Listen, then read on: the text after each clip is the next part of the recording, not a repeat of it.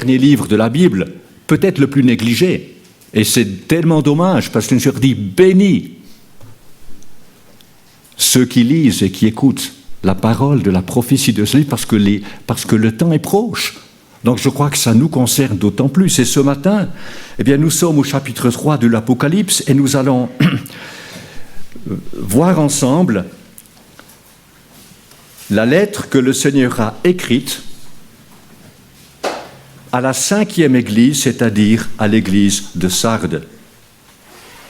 Et pour caractériser l'église de Sardes, et vous le verrez en lisant le texte, Sardes, c'est l'église morte. L'église morte. C'est tragique. C'est vraiment tragique. On avait vu, rappelez-vous, l'église d'Éphèse, une église extraordinaire, mais qui avait malheureusement abandonné, laissé de côté ce premier amour, et sans le premier amour, on périt. La seconde église, Smyrne, une église magnifique, mais persécutée, durement touchée. La troisième église, c'était Pergame, l'église infidèle. Elle avait de très bonnes choses, mais dans certains domaines, elle avait dévié. Et puis, l'église de Thyatire, là, il y avait de gros problèmes. Gros problèmes. Plutôt l'église de Pergame, l'église dans le compromis, et l'église de Thyatire, l'église infidèle. Elle s'était vraiment éloignée de ce bon fondement, en acceptant toutes sortes de doctrines et de pratiques de vie qui viennent de la société, et pas du tout de la Bible. Mais maintenant, quand on arrive à l'église de Sardes, eh bien, vous verrez, c'est pas beau du tout. Lisons dans le chapitre 3 de l'Apocalypse, les versets 1 à 6, je lis dans la version second 21. Écris à l'église, à l'ange de l'église de Sardes, voici ce que dit celui qui a les 7 esprits de Dieu et les 7 étoiles. Je connais tes œuvres. Je sais que tu passes pour être vivant, mais tu es mort. Sois vigilant et affermis le reste qui est sur le point de mourir, car je n'ai pas trouvé tes œuvres parfaites, littéralement complètes, devant mon Dieu. Rappelle-toi comment tu as accepté et entendu la parole. Garde-la et repens-toi. Si tu ne restes pas vigilant, je viendrai comme un voleur, sans que tu saches à quelle heure je viendrai te surprendre. Cependant, tu as à Sardes quelques personnes qui n'ont pas souillé leurs vêtements. Elles marcheront avec moi en vêtements blancs parce qu'elles en sont dignes. Le vainqueur sera habillé de vêtements blancs. Je n'effacerai pas son nom du livre de vie et je le reconnaîtrai devant mon Père et devant ses anges. Que celui qui a des oreilles écoute ce que l'Esprit dit aux églises. Aux églises signifie à nous aussi ce matin. C'est pas simplement ça, bon, ça c'est bon pour Sardes, 1er siècle. C'est aussi pour nous ce matin. La ville de Sardes, peut-être êtes-vous allé en Turquie, peut-être avez-vous visité la région. Eh bien, c'est une ville qui était environ 80 km à l'est de Smyrne. C'était une ville importante, opulente, qui se trouvait sur un axe commercial. Entre autres, Crésus, un homme immensément riche, y a été roi au VIe siècle avant Jésus-Christ. Sur le plan religieux, la ville était un centre d'adoration païenne et de société religieuse secrète. Il y avait là le temple d'Artémis, dont les ruines sont restées à ce jour. Les gens de Sardes étaient idolâtres, ils adoraient la déesse Cybélé, déesse de la fertilité. Ça vous dit quelque chose, Cybélé? Peut-être pas. Chose intéressante, c'était vendredi, je crois. On est allé avec mon épouse pour vaccin anti-grippe, en fait. Elle a fait le vaccin, et puis moi j'ai refusé. Mais ça, c'est autre chose. Je ne l'ai pas fait. On m'a dit, il faut le faire. Je ne l'ai pas fait. Mais on est allé là, et on est allé à Clarens, à la clinique de la Prairie. Magnifique, c'est un 5 étoiles. 5 étoiles. Et là, en se promenant dans les jardins, qu'est-ce qu'on voit? Et je ne me suis pas rappelé tout de suite. Eh bien là, vous avez la statue de Cybèle par le sculpteur Rodin. Déesse de la fertilité. Ah, magnifique statue, très bien fait, hein, magnifique. Mais de ce temps-là, il faut penser qu'est-ce que ça signifiait. Il y avait des festivals qui étaient célébrés régulièrement en son honneur, qui impliquaient toutes sortes, parmi les pires péchés et orgies. C'était horrible, horrible. Donc quand on dit aujourd'hui la sexualité c'est vrai, c'est mauvais, de ce temps-là, c'était pas mieux. C'était pas mieux. Et en fait, à côté du temple, eh bien, on a découvert les ruines d'une église chrétienne, juste à côté, qui a subsisté jusqu'au XIVe siècle. On peut penser à ces chrétiens qui vivaient en ce temps-là et qui étaient confrontés à une ville dont les mœurs étaient dissolues.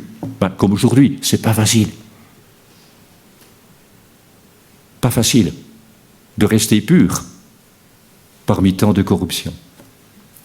Aujourd'hui, de Sardes, il reste un village agricole du nom de Sarthe. Mais nous voyons tout d'abord, premièrement, la description du Seigneur. Et c'est extraordinaire parce que le Seigneur se présente en rapport avec l'Église locale et la façon dont elle est. Et ici, au verset 1er, on l'a lu, il a dit, voici ce que dit celui qui a les 7 esprits de Dieu et les 7 étoiles. Jésus-Christ est celui qui a les 7 esprits de Dieu. Ça signifie, les 7 esprits de Dieu, il y a un seul esprit, l'Esprit Saint, mais la plénitude de l'Esprit repose sur lui. Comme l'a dit, rappelez-vous les paroles de Jean-Baptiste dans Jean 3. Jean-Baptiste a dit de Jésus, celui que Dieu a envoyé dit les paroles de Dieu parce que Dieu lui donne l'Esprit sans mesure. Sans mesure. Qu'est-ce qu'on a besoin, n'est-ce pas, de l'Esprit Saint? De crier à Dieu, Seigneur, remplis-nous de ton Esprit. Tellement important. Tellement important. Donc, en ce qui concerne l'église de Sardes, eh bien, la connaissance du Seigneur est absolue. Il sait tout de cette église. Ce qui va, ce qui ne va pas.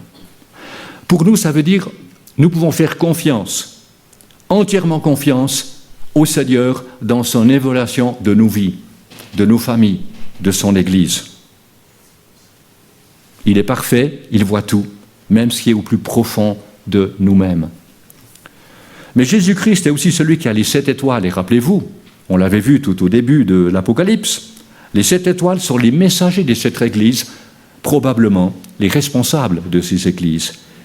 Eh bien, c'est lui qui les a, c'est lui qui les tient. Ça veut dire, il est souverain sur la vie de ses messagers. Ils sont dans sa main. Et c'est pareil pour nous. Le Seigneur est souverain sur nos vies. Nous sommes dans sa main. Il a toute autorité. Mais quelle grâce! Comme tu l'as lu ce matin. Le Seigneur est souverain. Quelle grâce! Mais deuxièmement, nous voyons l'évaluation du Seigneur de cette Église. La fin du verset 1. Je connais tes œuvres, et là je traduis littéralement, je connais tes œuvres, que tu es un nom, que tu es vivant, mais tu es mort.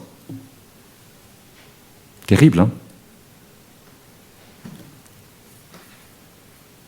Et si vous avez fait attention, voyez que pratiquement il n'y a aucune note de recommandation adressée à l'église de Sardes. Dans les 4 premières lettres, aux 4 premières églises, chaque fois il y avait un mot d'approbation. Rappelez-vous l'église d'Éphèse, je connais tes œuvres, ta foi, tes idées, quantité de choses qui sont bonnes. Ici, il n'y a rien. Rien du tout. Le Seigneur commence par des mots de condamnation. Dans les 4 premières lettres, le mal était l'exception.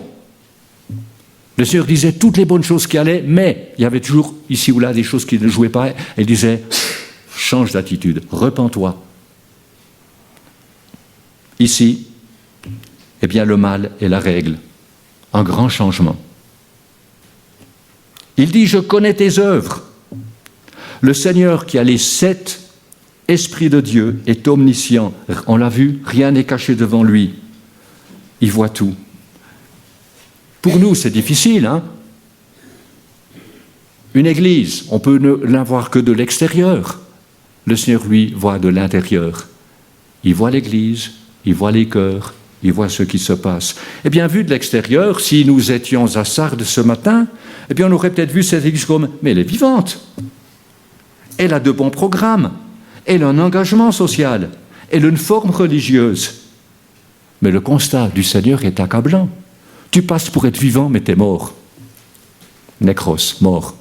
Il n'y a pas de vie. Il n'y a aucune vie donnée, reçue de Dieu. Tu es mort. C'est terrible. C'est terrible. Une église peut avoir toutes sortes de beaux programmes, toutes sortes de trucs qu'on peut faire tous les soirs de la semaine. C'est pas ça qui compte. C'est une belle organisation. Ça me rappelle un soldat allemand qui avait été blessé durant la guerre. Il était à l'hôpital militaire. C'était un grand bâtiment imposant, magnifique. Et là, il y avait 2 portes. Soldat légèrement blessé, soldat gravement blessé. Plus loin, 2 autres portes. Pour les officiers, je crois que tu es officier, hein? Alors là, tu aurais eu la bonne porte. Ou pour les non-officiers. Encore plus loin, 2 portes. Pour les membres du parti, pour les membres du parti. Qu'est-ce qu'il a fait? Lui, il n'était pas membre. Il a pris ses dernières portes et il s'est trouvé dans la rue. Dans la rue. Et sa mère, de dire, ils n'ont rien fait, mais quelle organisation! Une organisation qui ne sert à rien, qui n'a pas la vie. Ça vaut rien. Le problème, c'est l'Église. Elle s'appelle Église, elle a des programmes, mais en fait, elle est morte. C'est tragique. Cette Église ne pouvait pas affirmer, comme les croyants à Éphèse, mais Dieu, à cause du grand amour dont il nous a aimés, nous qui étions morts en raison de nos fautes, il nous a rendus à la vie avec Christ. Il ne peut pas dire ça. Ils étaient encore morts, séparés de Dieu. Et ma question ce matin, est-ce que tu t'es tourné vers le prince de vie pour recevoir la vie? Ou est-ce que tu es encore dans la mort spirituelle, séparé de Dieu, de son amour, de sa grâce? Eh bien, le Seigneur t'invite à le recevoir, tout simplement. À le recevoir. Mais quel jugement, n'est-ce pas, sur tant d'églises aussi de nos jours, en ce XXIe siècle, qui sont remplies d'activités, beaucoup de social, mais si peu qui parlent de Jésus-Christ, si peu d'une vie spirituelle authentique. Il y a aussi le danger, pour toute église, d'être davantage concernée par les formes que par la vie, ou alors par ce qui est matériel plus que ce qui est spirituel, hein. Certaines églises se sont bagarrées pour la couleur des rideaux. C'est impensable, mais c'est comme ça. Où sont nos priorités? Où sont nos priorités? En fait, toute église court le danger de sombrer dans le formalisme, la routine. C'est un danger qui nous guette aussi. Ça va bien, on a le dimanche, le culte, le mardi la prière, on a des aides publiques, on a différentes choses, et peu à peu, on tombe dans une routine, comme pour un couple. Le danger guette tout couple, peu à peu. On s'habitue. Et cet amour premier se refroidit. Il y a un éloignement. Terrible, il ne faut jamais faire ça. Il faut vraiment réagir et faire attention. Et c'est vrai qu'aujourd'hui, nous avons besoin que l'Esprit de Dieu œuvre dans nos cœurs, touche nos cœurs profondément. Et nous devons lui laisser toute liberté pour intervenir et agir dans nos vies comme lui le veut. Et c'est ce que je vous invite à faire ce matin. Esprit de Dieu, remplis ma vie. Oh, qu'est-ce qu'il y en a des obstacles, hein? Il y en a, on en a tous. Où l'Esprit de Dieu ne peut pas forcer. Parce que nous, on retient. Mais le Seigneur voudrait avoir toute la place. Et c'est tellement important. En fait, historiquement, parce qu'on peut dire que chaque église représente une partie de l'histoire de l'église, comme l'église d'Éphèse, l'église du 1er siècle, c'est-à-dire l'église apostolique. L'église de Smyrne, c'est l'église persécutée à la fin du 1er siècle, jusqu'au temps de Constantin qui se serait converti, où l'église était persécutée, etc. Eh bien, l'église de Sardes représente le protestantisme à partir du XVIe siècle, donc suite à la Réforme, jusqu'au XIXe siècle, qui a marqué le début de l'ère missionnaire. Et beaucoup, en ce temps-là, ont entendu l'Évangile, ont retrouvé la parole de Dieu et l'ont reçue. Et pendant plusieurs générations, l'Église réformée a été attentive à la parole de Dieu, mais progressivement, et c'est un danger qui nous guette tous, elle s'est éloignée de la parole de vie. Et les traditions et le formalisme ont pris la place de la réalité spirituelle d'une foi personnelle en Jésus-Christ. Et dans sa majorité, le protestantisme en tant que système a rejeté les doctrines essentielles, telles que la dépravation de l'homme est totalement corrompu, ou la justification par la foi, ou encore l'inspiration des Écritures. Et si vous avez attentif à ce qui est écrit dans les journaux, vous savez que vendredi et samedi, au niveau du canton de Vaud, quant à l'église évangélique réformée du canton de Vaud, le synode a dû prendre une décision importante. Vous êtes au courant? J'ai reçu un mail de Renan, on m'a dit, hey, un cher ami, il faut prier. Et c'est vrai qu'il faut prier, et on a prié. Eh bien, le synode de l'église évangélique réformée du canton de Vaud a largement accepté le principe d'un rite pour les couples de même sexe. Donc ça signifie une bénédiction sur les couples homosexuels. Une église qui ne suit plus du tout les principes de la parole de Dieu. Donc il n'y a plus la bénédiction, mais plutôt la malédiction. On ne peut pas faire ça. On ne peut pas. C'est tragique. Tragique pour tout le monde. Chacun y perd. Prions pour notre pays, qui de plus en plus s'éloigne du fondement biblique. Et ce pays que Dieu a protégé, a béni, on est en train de tout quitter. C'est tragique. Prions pour nos autorités. C'est sûr qu'on peut prier, mais attention, Dieu tient chacun responsable. Ce que tu décides dans ta vie, tu en es responsable. Dieu ne va pas forcer l'Église réformée. Ils ont la parole. Que vont-ils faire? Nous arrivons au troisième point, c'est l'exhortation du Seigneur. Que va dire le Seigneur face à ces situations? Eh bien, il dit à cette Église, sois vigilant et affermis le reste qui est sur le point de mourir. Donc la vaste majorité dans cette Église n'était pas vigilante. Mais il y avait ici et là quelques éléments de vie. Mais s'ils ne réagissaient pas promptement, ce serait trop tard, d'où l'urgence. Sois vigilant, affermis le reste. Ces restes ici et là qui sont sur le point de mourir, c'est urgent. Peut-être aujourd'hui on doit prier pour tant quantité de gens qui sont encore dans l'Église réformée, mais qu'est-ce que je vais faire?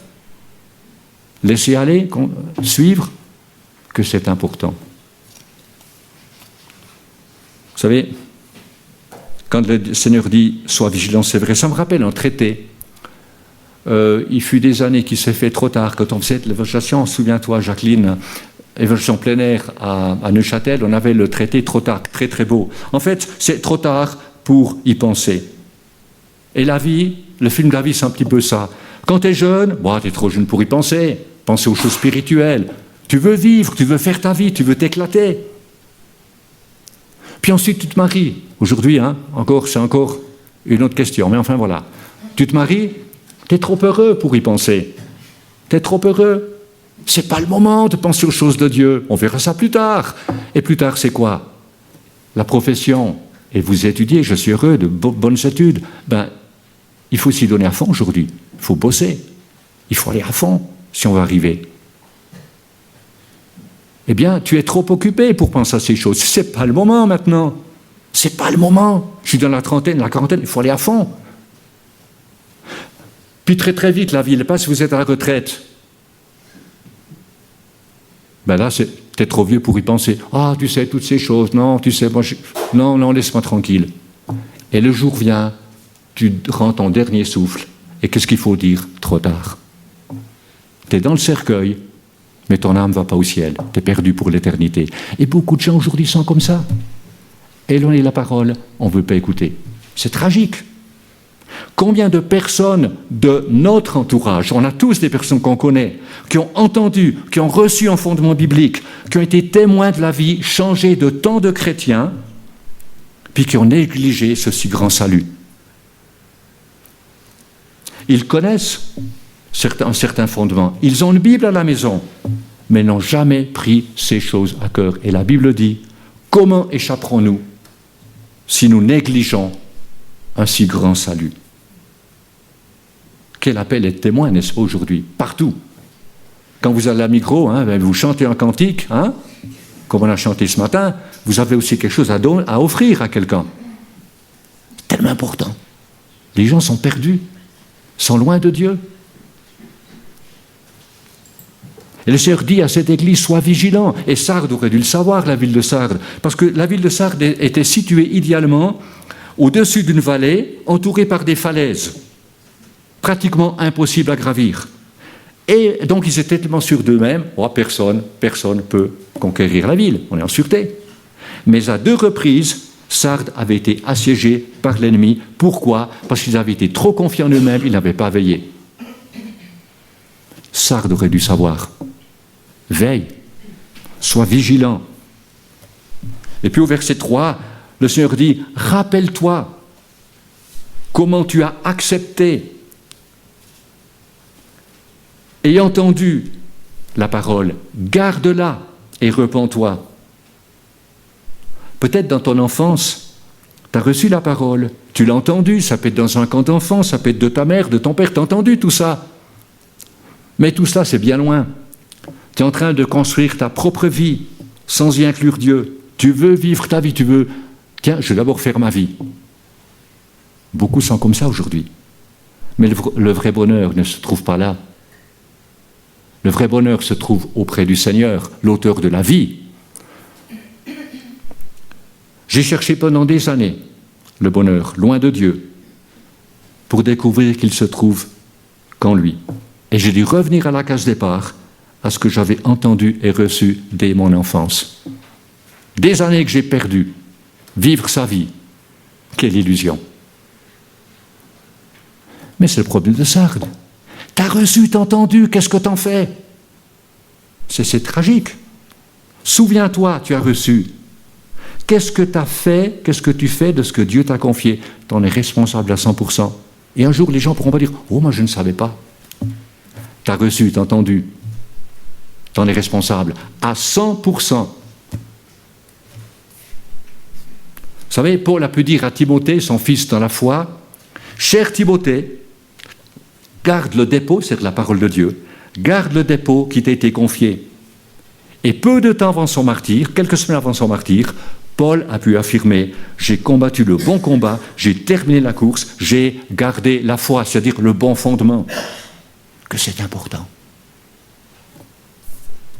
C'est ce que le Seigneur demande à l'église de Sardes. Vous vous rappelez la parabole des talents dans Matthieu 25, la seconde partie de ce chapitre? Voilà le maître qui a confié à chacun de ses 3 serviteurs des talents, un certain montant, une certaine fortune, en disant « Faites-les valoir jusqu'à mon retour ». Les 2 premiers ont fait fructifier le trésor qu'ils ont reçu. Mais le 3e serviteur, vous le savez, il n'a rien fait. Il n'a même pas déposé l'argent à la banque pour qu'il y ait au moins un intérêt. Cet homme, par son comportement montre, il n'a pas cru. Son cœur est resté incrédule face à son maître, et cela a causé sa perte éternelle. Le Seigneur nous a confié un trésor, sa parole.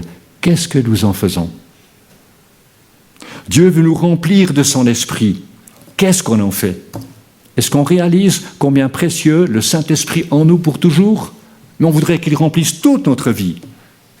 Qu'on devienne sage, qu'on soit transformé à son image. Jésus-Christ veut être le premier dans notre vie, pour notre bonheur, pour sa gloire. Quelle est notre réponse?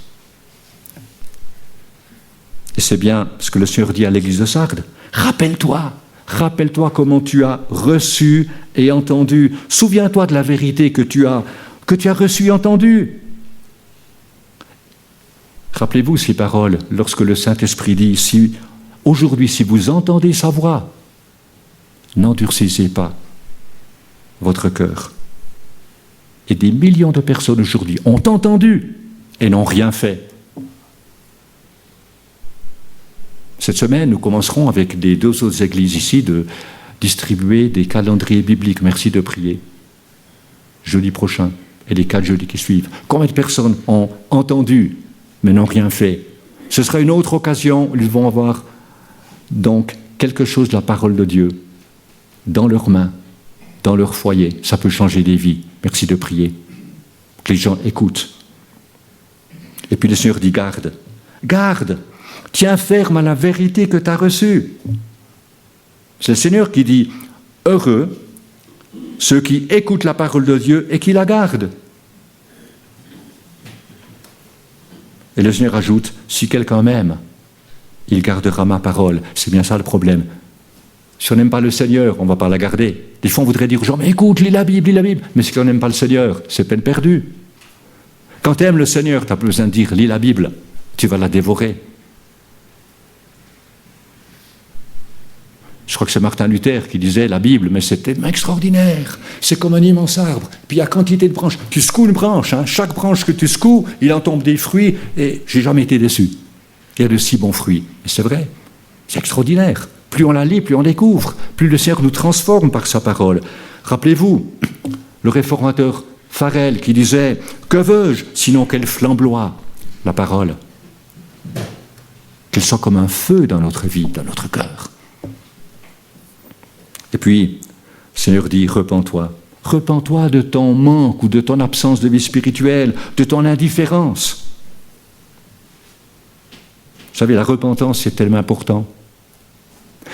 C'est une conviction de péché, produite par le Saint-Esprit, que nous sommes coupables devant Dieu. Elle signifie un virage à 180 degrés face au péché, ce qui implique, d'une part, un renoncement au péché, et d'autre part, une ouverture au Saint-Esprit qui veut nous conduire et nous rendre capables de mener une vie qui soit agréable à Dieu. Que c'est beau, la repentance. On a besoin de notre propre vie en tant que chrétien. Chacun a besoin de repentance. Le Seigneur ajoute, fin du verset 3, « Si tu ne prends pas à cœur cette exhortation, écoutez, si tu ne restes pas vigilant, c'est-à-dire que si tu n'écoutes pas ce que je te dis, je viendrai comme un voleur, sans que tu saches à quelle heure je viendrai te surprendre. » Je ne sais pas si on a déjà cambriolé votre appart ou autre, ou votre maison. Dieu nous en a gardé. Mais c'est terrible, parce que la venue d'un voleur, bien sûr, c'est toujours inattendu. Ça signifie des pertes considérables. Et lorsque le Seigneur dit « je viens comme un voleur », ben c'est toujours un jugement. Si donc l'Église de Sardes ne se repent pas de son absence de vie en Christ, eh bien, elle viendra en jugement. Par contre, celui qui écoute la parole de Dieu, le Seigneur dit, en vérité, je vous le dis, celui qui écoute ma parole et qui croit à celui qui m'a envoyé a la vie éternelle. Il ne vient pas en jugement, mais il est passé de la mort à la vie. Là, il y a vraiment deux portes, totalement différentes. La mort, la vie. Choisis la vie afin que tu vives. Écoute la parole. Si tu n'es pas vigilant, je viendrai comme un voleur. Bientôt, le Seigneur reviendra pour enlever son Église. Tous les véritables croyants, quelle que soit leur étiquette d'Église, tous ceux qui ont Jésus dans leur cœur, mais ceux qui ne l'ont pas reçu, eh bien, sur eux, il viendra comme un voleur, en jugement. Terrible. Terrible. Mais nous arrivons au 4e point, le verset 4. Et merci Seigneur de ce qu'il y a, ce verset 4. Parce que là, c'est bien noir, la situation, pour cette Église. Mais, Jésus dit, « Cependant, tu as à Sardes quelques personnes qui n'ont pas souillé leurs vêtements. Elles marcheront avec moi en vêtements blancs, parce qu'elles en sont dignes. » Donc à Sardes, malgré le fait que la vaste majorité n'avait pas la vie spirituelle, était loin de Dieu, il y avait un petit reste qui était resté fidèle au Seigneur et à sa parole. Ces personnes n'avaient pas souillé leurs vêtements. Ils avaient refusé de marcher comme le monde. Elles sont gagnantes, parce que le Seigneur dit, elles marcheront avec moi en vêtements blancs, parce qu'elles en sont dignes. C'est extraordinaire, en vêtements blancs. Malgré le fait que, dans son ensemble, l'Église réformée se soit éloignée de la parole de Dieu, de son enseignement, eh bien, le Seigneur voit celles et ceux qui sont restés fidèles à sa parole, qui ont réagi face à la dégradation des mœurs, à la désintégration de la famille, au rejet des lois du Créateur, et qui refusent ces choses, et qui restent fidèles à Dieu et à sa parole. Oui, le Seigneur connaît ceux qui n'ont pas souillé leurs vêtements. Mais nous arrivons au 5e dernier point, une triple promesse au vainqueur. Dans chaque lettre, il y a une promesse au vainqueur, c'est-à-dire à celui qui est enfant de Dieu. Le vainqueur sera habillé de vêtements blancs. Je n'effacerai pas son nom du livre de vie, et je le reconnaîtrai devant mon Père et devant ses anges. Que celui qui a des oreilles écoute ce que l'Esprit dit aux églises. Le vainqueur sera habillé de vêtements blancs. Les vêtements blancs sont un rappel pour toute l'éternité que nous avons été justifiés, déclarés justes par le sang de Jésus-Christ, que nous faisons partie de la nouvelle génération où le mal et le péché ne seront plus. C'est Ésaïe qui le dit dans Ésaïe 61. « Je me réjouirai en l'Éternel, car il m'a habillé avec les vêtements de salut. Il m'a couvert du manteau de la justice. » Quelle joie! Quelle joie! Ça, c'est la première promesse. Qu'un jour, nous marcherons avec le Seigneur avec des vêtements éclatants. Deuxième promesse. Je n'effacerai pas son nom. Ce n'est pas n'importe quel livre, mais du livre de vie. Il n'y a qu'un livre de vie. Il y a beaucoup de livres ici-bas sur Terre, beaucoup de registres. Et là, on parle du livre de vie. En fait, en grec, vous avez là une double négation. Je n'effacerai nullement, aucunement son nom. Alors, cette phrase ne signifie pas que la personne pourrait avoir son nom effacé, mais plutôt c'est la promesse que son nom ne sera pas effacé. Pourquoi? Parce qu'il appartient au Seigneur. Le nom de toute personne qui a reçu Jésus dans son cœur est inscrit dans le livre de vie et il ne sera jamais effacé. Parce que la personne qui s'est tournée vers Dieu est passée de la mort à la vie. Donc tu es dans le livre de vie. Je ne vais jamais te dire, tiens, je me demande, est-ce qu'on va la garder? Écoute, ouais, il faut un petit peu réfléchir. Non, pas du tout. Tu as reçu Jésus, tu es dans le livre de vie pour toujours. Mais quelle joie! Mais quelle joie! Vous vous rendez compte? Être dans le livre de vie, mais c'est extraordinaire. Alors, il est vrai, certains pensent que le livre de vie comporte les noms de toutes les personnes qui ont vécu sur Terre depuis Adam et Ève, et que ceux qui négligent Dieu, qui rejettent sa grâce, ensuite sont effacés. Alors, il faut une grande gomme, parce qu'il faut effacer beaucoup de noms. Si on regarde ce que dit la Bible, dans l'Apocalypse, ce livre revêt une importance particulière, parce qu'il y a ceux dont le nom est inscrit dans le livre de vie, et il y a ceux dont le nom n'est pas inscrit. Et c'est assez clair. Et l'apôtre Jean mentionne à 6 reprises dans l'Apocalypse ce livre-là. J'aimerais citer un exemple, un texte qui, on n'a pas le temps d'en faire, ce n'est pas le but d'une étude ce matin, mais qui nous aide à peut-être y voir plus clair. C'est peut-être à noter, chapitre 17 de l'Apocalypse, verset 8.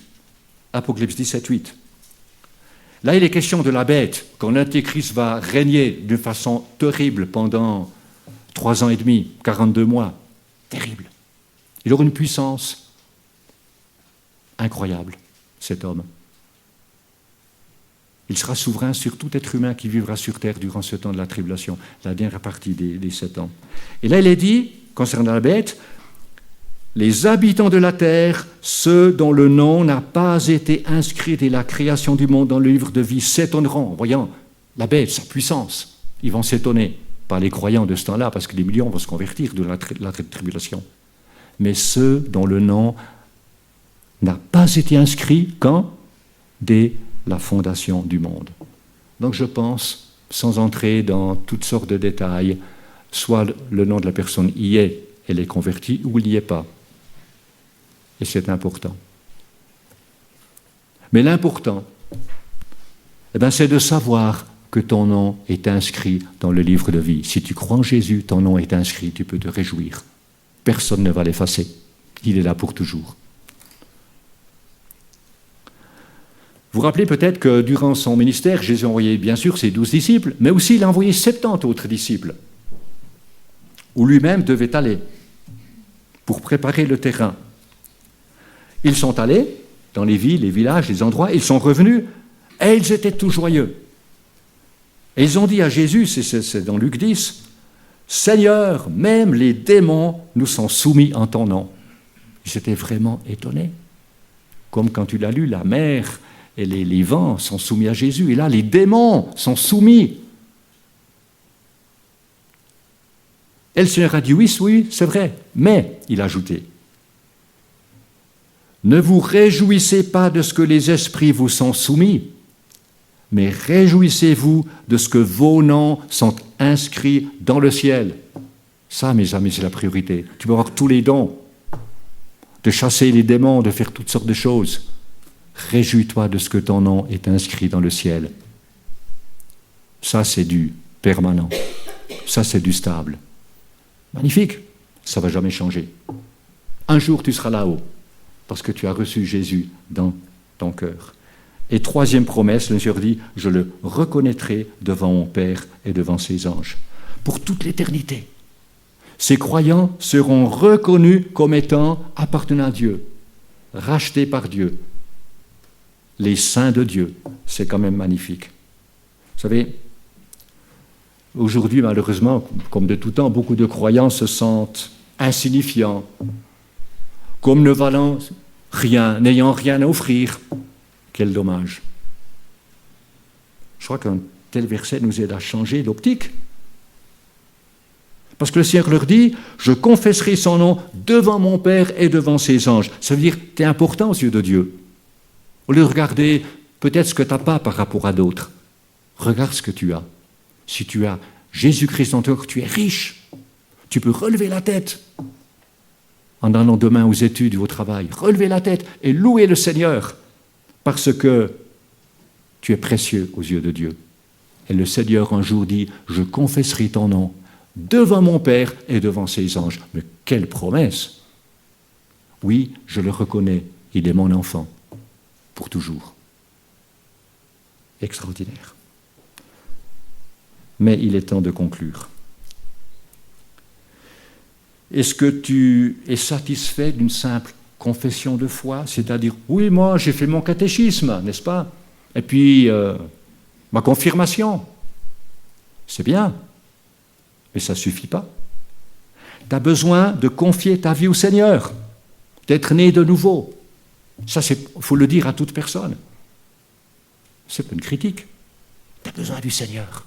Lui seul peut changer les vies. Lui seul pardonne et donne la vie éternelle. Est-ce que tu es enfant de Dieu?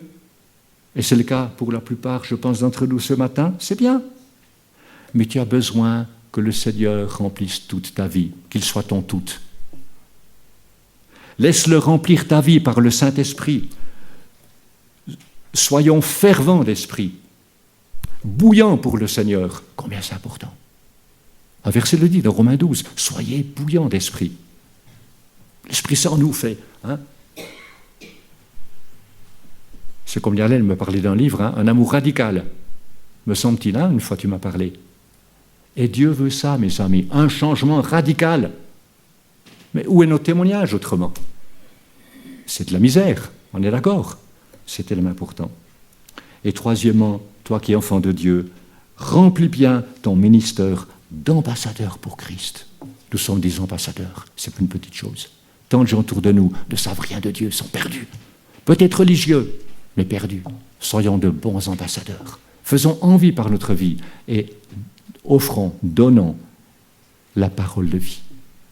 Je vous invite maintenant simplement à un temps de réflexion, de méditation dans nos cœurs. Ce n'est pas le moment de prier. Puis ensuite, nous pourrons prier et à haute voix, mais seulement après. Ayons ce temps maintenant de silence devant le Seigneur, où le Seigneur peut nous parler. Merci.